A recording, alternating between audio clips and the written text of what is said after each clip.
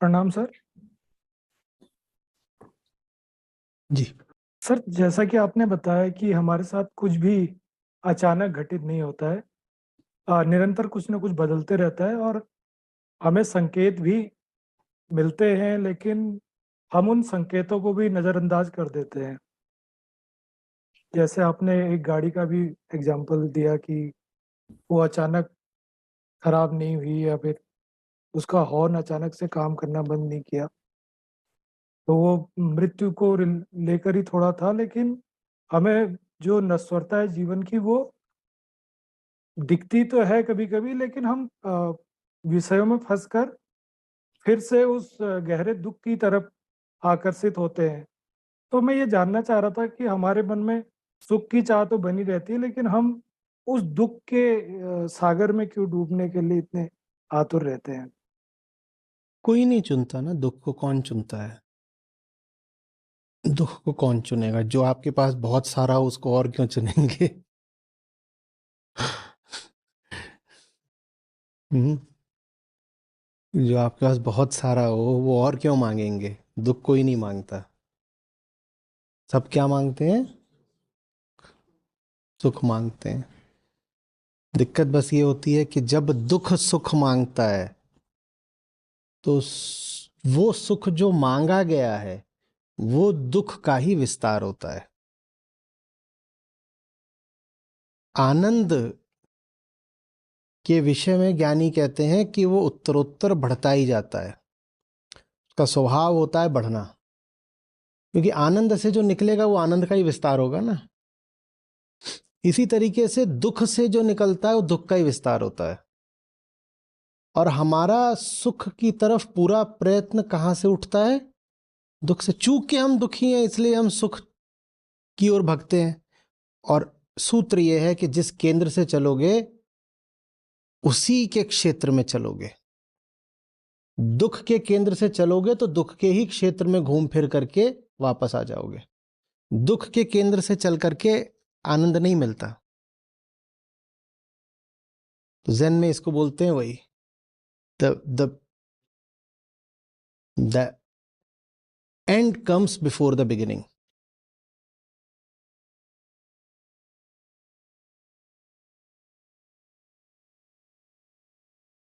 कबीर साहब ने इसमें बड़े बढ़िया तरीके से बोला है। वो उनकी उलटवासी है, अब इस वक्त पे पूरी मुझे याद नहीं आएगी, होता तो मैं सुनाता। वो बोलते हैं पहले दही जमाया फिर दूध दुहा। तो जो कार्य कारण की श्रृंखला चलती है उसको पलट देते हैं। कहते तुम समझ ही नहीं रहे हो। इसी तरीके से बोलते हैं कि पहले जन्मी मैया फिर जन्मे मोरे बब्बा। अब कायदे से तो जो नाना है, नाना पहले आने चाहिए फिर माँ आनी चाहिए। कबीर बोलते हैं नहीं, ऐसा नहीं है, पहले मेरी माँ आई है फिर मेरे नाना आए हैं। आप सोचते हो कि दुख आपको किसी परिणाम के तौर पर मिला, नहीं। दुख आपको परिणाम के तौर पे नहीं मिलता। दुख आपको प्रारंभ में ही निश्चित हो गया होता है। चूंकि प्रारंभ ही हमने करा होता है दुख से, इसीलिए परिणाम तो दुख का आना ही आना है।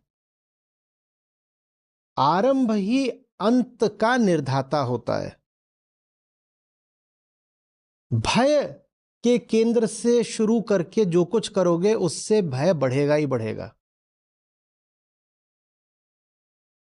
एक उक्ति है हमारी, उसको लोग पोस्टर वगैरह में कर देते हैं कि what you collect for your security makes you all the more insecure. What you collect for your security makes you all the more insecure. Insecurity के केंद्र से चाहोगे तो सिक्योरिटी ही, लेकिन मिलेगी और ज्यादा इनसिक्योरिटी। तो आप कहां से शुरू कर रहे हो इसी से सब तय हो जाता है। कोई कहीं पहुंचता नहीं, बस जहां से शुरू कर रहे हो वही और ज्यादा मिल जाता है। जहां से शुरू कर रहे हो उसके विपरीत तक नहीं पहुंच पाओगे कभी भाई। जहां से शुरू कर रहे हो वही और ज्यादा मिल जाएगा। अपने आप को दुखी मानोगे कि मैं दुखी हूं इसलिए मुझे सुख चाहिए, तो और ज्यादा आनंदित हो जाओ और आनंद मिलेगा, दुखी हो जाओगे और दुख मिलेगा। अपने आप को मरते मानोगे तो प्रतिपल मौत मिलेगी, और ये धारणा छोड़ दोगे कि मरते हो माने मरण धर्मा हो, तो बस अमर हो। जहां से शुरुआत करोगे वही और बढ़ता जाएगा। अकेला हूं अकेला हूं, अकेलेपन को मिटाने के लिए जब भीड़ में जाओगे, अकेलेपन को मिटाने के लिए भीड़ में जाओगे, क्योंकि जिस दशा में होते हो उस दशा के विपरीत की चेष्टा होती है। तो अकेलेपन को मिटाने के लिए कहां जाओगे? भीड़ में। भीड़ में और ज्यादा अकेले हो जाओगे,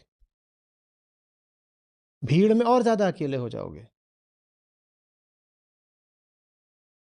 जिस भी दशा में हो उसको मिटाने के लिए जो कुछ भी करोगे उससे वही दशा और ज्यादा ठोस और पुख्ता हो जाएगी। इसलिए इंसान को इतना दुख मिलता है, क्योंकि वो दुख से ही आरंभ करता है। और दुख से आरंभ करने का क्या अर्थ है? दुखी से आरंभ करना। वो दुखी कौन है? क्या नाम है उसका? अहंकार। अपने आप को अहंकार समझ के जो कुछ भी करोगे उससे और दुखी मिलेगा। अहंकार की पहली मान्यता क्या होती है? मैं क्या हूं? अपूर्ण। अपूर्ण। तो अहंकार से जो कुछ भी करोगे उससे अपूर्णता और बढ़ेगी ही बढ़ेगी। सूत्र है कि कर्म के माध्यम से कर्ता बस अपनी अभिव्यक्ति ही नहीं करता, अपना विस्तार करता है। कर्म से कर्ता अभिव्यक्त ही नहीं होता,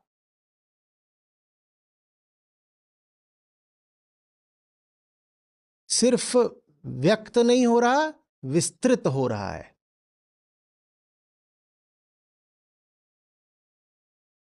तो यही देख लीजिए क्या बनकर कर रहे हैं। कर्मयोग की पूरी बात यही है ना, क्या बने हुए हो। जो बने हुए हो उस पर ध्यान दो, वो ठीक कर लिया तो जो कुछ कर रहे हो वो अपने आप ठीक हो जाएगा। अगर ठीक हो तो तुम्हारा सारा कर्म तुम्हारे ठीक होने का ही संगीत होगा, और अगर आप ठीक नहीं हो तो आप जो कुछ भी करोगे उसमें आपकी बीमारी के ही जीवाणु रहेंगे और फैलेंगे। अभिव्यक्ति के नाम पर हम क्या करेंगे? विस्तार करेंगे। उदाहरण के लिए मैं बीमार हूं, मेरी बीमारी की अभिव्यक्ति क्या है? खांसना। मुझे कोविड है, मैं बीमार हूं, मैं खांसूंगा। मैंने खांस के थ्रू अपनी बीमारी व्यक्त थोड़ी करी है, विस्तृत कर दी है ना, आप में भी लगा दी। लेकिन सारी जो प्रगति है और जो सारा मन है वो द्वैतवादी होता है। वो शुरू ही यहां से करता है कि मैं तो गड़बड़ हूं, और मैं गड़बड़ हूं तो मैं जा रहा हूं सही होने। जब भी शुरुआत ऐसे करोगे मैं गड़बड़ हूं, तो और गड़बड़ ही हो जाओगे। कभी भी बाहर की यात्रा, तो समझिएगा, ये बोलकर मत शुरू करिए कि भीतर गड़बड़ है। अगर भीतर गड़बड़ लग रही है तो यात्रा भीतर को शुरू करिए। नहीं समझ में आ रही बात?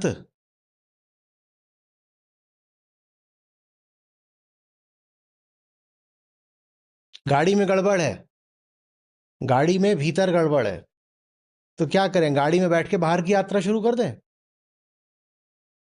तो जब भी कभी भीतर गड़बड़ हो तो बाहर की यात्रा नहीं शुरू करी जाती, जब भीतर गड़बड़ हो तो भीतर की यात्रा शुरू करी जाती है। लेकिन जब हम पाते हैं भीतर गड़बड़ है तो हम कहते हैं ये भीतर गड़बड़ है और इसका जो गैराज है वो मिलेगा 400 मील दूर। तो अब गड़बड़ गाड़ी को कहाँ लेके जाओगे? और 400 मील दूर पहली बात तो पहुंचेगी नहीं, दूसरी बात रास्ते में 10 तरह के दुख पाओगे। बस ये आदमी की जिंदगी है। जब गड़बड़ भीतर हो तो बाहर की यात्रा बस उस गड़बड़ का ही विस्तार हो जाएगी। जब गड़बड़ भीतर हो तो यात्रा भी भीतर की ओर ही करो, बाहर को मत निकल जाओ अपनी गड़बड़ लेकर के, गड़बड़ और फैल जाएगी।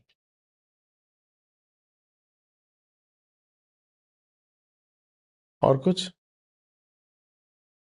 पर जैसे ये गड़बड़ को लेकर ही एक बात ध्यान में आई कि जब कोविड के दौरान मतलब अपने आसपास लोग बहुत बातचीत कर रहे थे कि हम मतलब अगर बच गए तो हमें इस धरती को जो है फिर से जीने लायक बनाना है और हम सही कर्म करेंगे, लेकिन कुछ समय बाद फिर से मतलब जिसे हम कहते हैं कि वो तिगुनी रफ्तार से हम बढ़ चले और वही अंधाधुंध दौड़। तो ये जो गड़बड़ होती है ये क्या? कुछ नहीं है, वही है, वो बोल रहे हैं ना 10 दिन के व्यवहार में झूठे रंग न भूल, सब भूल जाता है। 2020-21 में कार्बन एमिशंस कुछ कम हुए थे, अभी उस स्तर से ज्यादा आगे निकल गए हैं जिस स्तर पे 2019 में थे। ये तो छोड़िए कि हम सुधरे, हम प्री कोविड लेवल से आगे निकल गए हैं। तो ऐसे ही थोड़ी हम जान लगा रहे हैं, दिख रहा है ना कि ये जिसको हम जीव कहते हैं इसके सर पे भारी संकट है।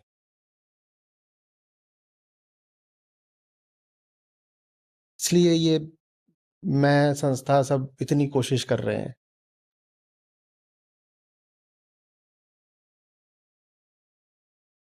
जी, कहिए। धन्यवाद सर।